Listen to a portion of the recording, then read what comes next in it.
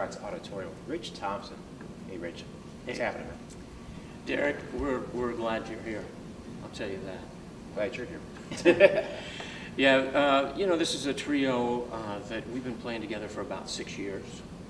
And so we started, I thought, when I heard that pianist Chris Ziemba was going to go to Juilliard last fall, I said, we got to record this before he leaves town. So we've always had sort of a special hookup. So we got some time booked and did 2 sessions. And lo and behold, I met with John Bishop at Origin Records in Seattle when I was out visiting my mom last August. And what happened, he loved it. So he said, yeah, let's put it out. Speaking of Rich Thompson here in Jazz, 90 point, the brand new album, Generations.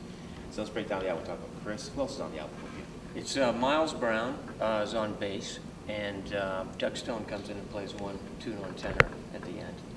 And Miles I've known since he was about 16, because I used to play with his dad quite a bit, Steve Brown, the guitarist. Right. So I'd go down to Ithaca and I'd say, who's on bass? And he'd say, well, Miles is going to be playing bass, my son.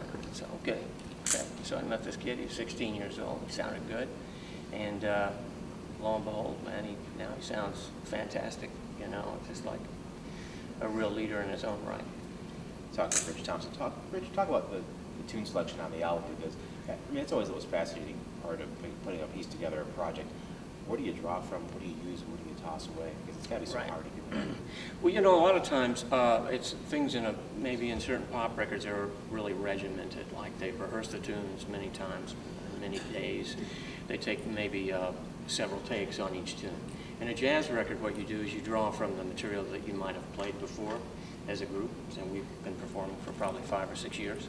And then we each contributed a tune or 2 of our own, and then we pulled for some standards. And then a couple of the tunes, we just said, here we go, we're going to play, like take for example, the second tune on the record.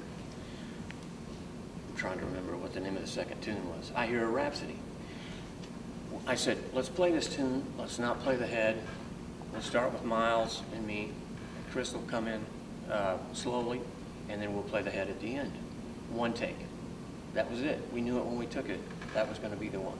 Same thing with I Thought About You, the old standard. Oh, yeah. We took that, 1 take. There wasn't anything else to do on that tune. There was nothing else to say. So sometimes you get lucky like that. Speaking of Rich Thompson, brand new album is called Generations. For us at the station, the 2 tracks that really stood out to our listeners, Nascimento and Blues Connotation. But you're going 2 different ends of the spectrum, from classic Brazilian to classic Ornette Coleman, with XRIJF bounced in there. Talk about just those 2 tunes. Well, you know, Blues Connotation was a tune that I always played straight ahead like Ornette recorded it, until I started playing it with Clay Jenkins, a great friend of mine, trumpet player at Eastman, a colleague. And Clay says, well, let's try a little bit of a second line thing. And so then I brought it to this trio, and that's why it has that kind of a second line-ish type, New Orleans type feel in the beginning. And for the Brazilian tune, for Nascimento, of course, written by Barry Harris, I used to go to Barry Harris's Jazz Cultural Theater in New York City on 28th and 8th. Great place. And I would hang out there, and he would always play this tune, you know. And then I got to start playing a few gigs with him. And when he would come up here at Eastman, he would request me, and so we would play that tune. And so when you hear me playing certain things on that tune, it's because that's the way he would teach that tune. Speaking with Rich Thompson, playing 2 shows tonight at Xerox Auditorium. Rich, as an instructor, what are some things you're looking for in a drummer, and what are some things, I guess, you're not looking for in a drummer in terms of, right? You know.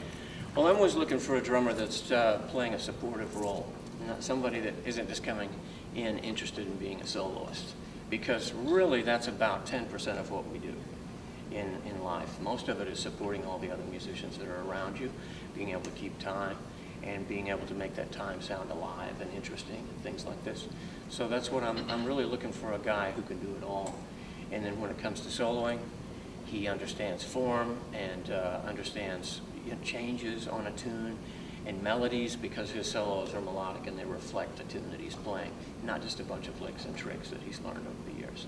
Speaking of Rich Thompson, that said, Rich, who are some of the drummers that you used to look up to as an instructor and performer? Oh man, that's such a long list, you know. All the greats like Philly Joe Jones, Elvin Jones, all those kind of people, Mel Lewis, Shelly Manne,